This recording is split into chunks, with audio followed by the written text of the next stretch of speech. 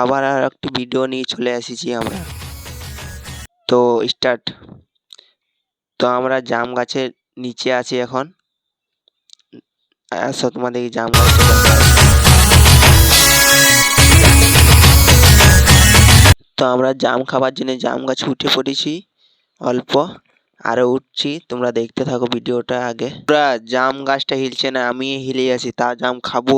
পুরা ভিডিওটা দেখতে থাকো তোমরা। ফাইনালি আমি জাম গাছের থেকে নিচে নেমে গেছি, জাম পারে তোমাদেরকে জাম দেখাচ্ছি। এসো।